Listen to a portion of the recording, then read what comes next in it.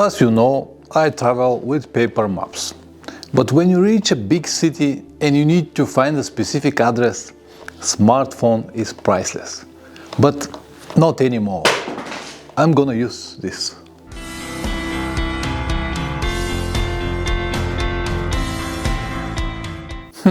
Interesting. It survives even the drop on the concrete. Tough machine. Anyway, I used it for many years. I don't know for how many, but many years. And it always works fantastic. But of course, it's not perfect. It has some downsides, two actually. The first is that it is not waterproof, which means that when the rain starts, I have to remove it and store it in my pocket. The second was that the battery does not last that much, but because I use it in very rare situations, it was fine for me, but I still needed to keep it charged during the night and to use it on the next day. And I didn't want to connect it to my motorcycle, so I need to carry an additional cable for it because it is not even Type-C, just because of this smartphone. You can tell me that I can find easily a Chinese option with bigger battery, waterproof and everything that I needed, but not exactly, because when the rain starts and the drops actually come exactly on the screen, they change everything. The screen reacts exactly like your fingers, like touch screen. It moves everything and you cannot really see well. I need some kind of different solution, something that will work permanently, to be fixed on my motorcycle and to be always there. Like a proper GPS unit, but they are very expensive. Nice brands, 500, 600, 700 euros or more, to have all the positives that a proper GPS unit has, but also all the benefits from a smartphone. And boom, I saw a friend of mine installing one of these CarPlay device. And I didn't know what exactly is this. I thought that it's another GPS unit or something like that. But no, it was actually like a mirror of your smartphone that you keep in your pocket. So clever. And when the guys from Carpuride sent me one of these for free to test it and make an honest review on my channel, I was more than happy to make it. I promised an honest review, and I'm gonna do it. I'm not going to do unboxing and reading the specifications. Videos like this you can find hundreds on YouTube. What I'm going to show you how exactly I mount it on my Tenere, how I wire it permanently, and how I plan to use it on my trips. As I told you, I need a permanent solution. I didn't want to use this fast connection that they have. I want it to be on my motorcycle all the time. I'm not going to remove it. I'm not going to disconnect it every time when I stop. The options that they offer are two. One is this removable RAM type holder that you can have here on the handlebars. You can have it also on this rail, but it will move it too high and forward. I didn't like that option. That's why I prefer to have it mounted steady on my dashboard. They also have this bracket that could be used exactly for that. But because I already have a bracket, very solid, made from aluminum, I wanted to use mine. For that purpose, I needed to make some Bulgarian fix here to mount it properly and safe. But now, the moment if someone wants to remove it from here, he will break it before remove it, if possible at all. It's very solid, very stable and solid, and I like it. As I said, I don't plan to remove it. And once the screen is back, it is not visible, and also the device is protected from the direct rain from this side. It is waterproof, but still I don't want to be exposed on the rain all the time. I wanted a device that it's about the same size as my dashboards. That's why I ordered 5-inch, not 6 or 7 as most people do. I wanted to be as small as possible for that reason, for aesthetic design, and secondly because I want to have possibility to have my camera on the top. If the device is too big, the camera will be too high. I also kept the same line as my dashboard, like this. And the only visible part now is this cable, but that's fine. In the box it also comes with these tire pressure cups that you can have front and rear, and you can read the details on the device. I'm gonna show you later. Alright, let's now go to my mechanic to wire it properly, and then I'm gonna ride around the town and test it in real conditions. To connect it to the battery, it's not very difficult job, But I went to my friend in mechanic garage because it was a good reason for me to write a bit, see them, chat with them, and also I can film the process until they do it.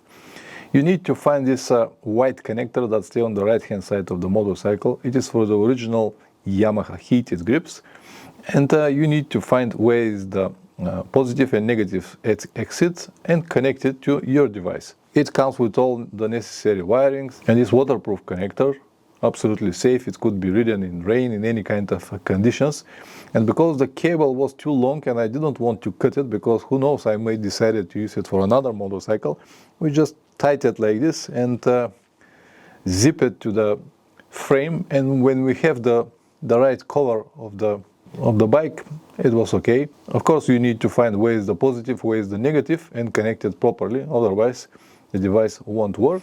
And after that, everything that you need to do is to connect them, solenoid them properly, and insulate them, of course, to prevent some circuits. But as I said, this is not a difficult job, and almost everyone can do it. And once all of this is done, we just need to plug the connector and have the ignition to see will it work. And now, because it is connected directly to the battery, every time when I start the engine, it will start automatically. And when I turn off the engine, it will off automatically. This will prevent you drain the battery if you forget it for some reason. And of course, I plug it immediately. It was connected with my Bluetooth, immediately found the address. You can use Google Maps. It also has a voltage meter on the right hand side, this small yellow icon. It's not so visible and it's not so accurate, maybe like 3-4 points difference, but it is still a good feature to have. Also has tire pressure sensors that are very useful. Let's now make a real test. Ignition, everything start. I don't need to wait it. It's actually recognizing my telephone. For now it shows just a red cross here on the top, but after a minute or so it will catch my Bluetooth and will make the connection. Here you go, it's already green. Now it's connected.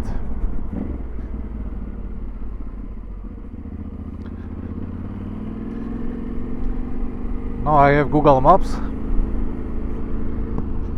and here on the right hand side I have my home address. So if I want to go there, what I need to do is just press it, and I need to press it again, and it starts navigating me.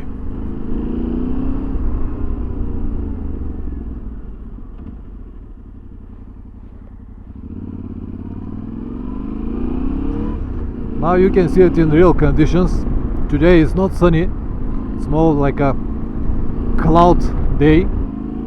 At that point the brightness is just perfect to me.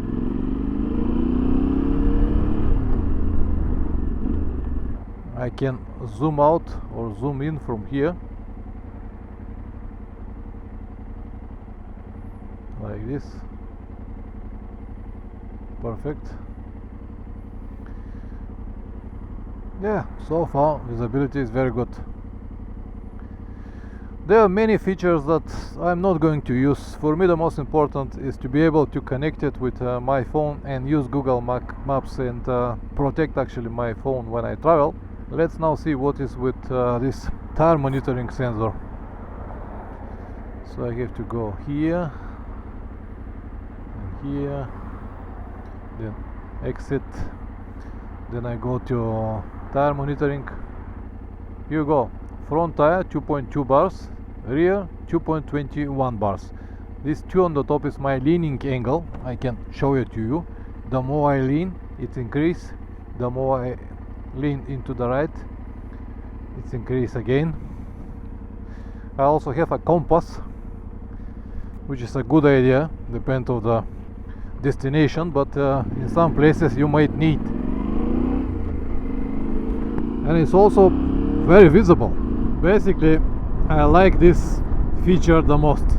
So 90% of the time on my motorcycle it will stay like this. It will show me the compass, the tire pressure sensors, and the voltage meter. These are useful things that I would like to know.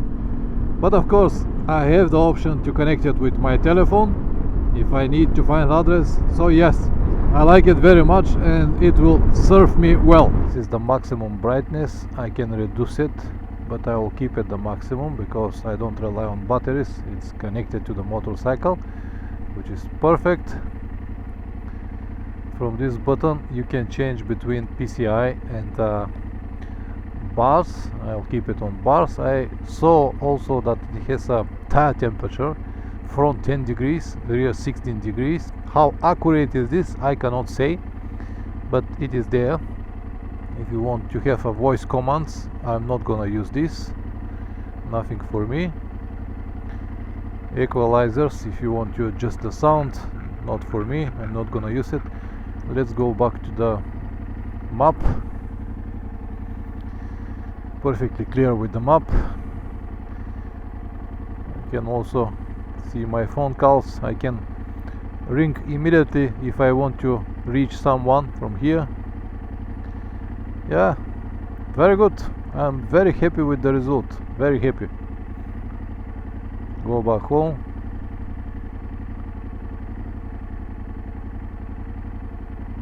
Start, stop, main menu, once again, out. Perfect. There is an option to use a SD card if you want to store some music or something to listen on the road. I just don't mind about all of these things. It will be very interesting to test it, how it will going to react on the temperatures over 40 degrees or in cold weather, and with all of this dust and rain that I'm gonna have on my trip. What will be the long-term review? This is what I'm really interested, but unfortunately I can make this after 3-4 months. First impressions, very good. I saw everything that I wanted to see. In overall, I'm very happy with this device. Let's now go back to the garage and I will tell you my conclusion. So that's it. No drama, no specs, just how it works on the road. And honestly, it does the job. It is waterproofed, it is permanently wired, and when I don't need it, I can just turn it off. It is not the cheapest option that you can find on the market today, but in terms of quality, it is one of the best. Anyway, the price always depends on your budget. For some people it might be cheap, for some people it might be very expensive. I cannot control that. Anyway, in the description you can find a link with 30% discount if you use my code. If you decided to buy it, I'm gonna earn a small commission. Thanks for taking the time and see you in the next video. Ciao!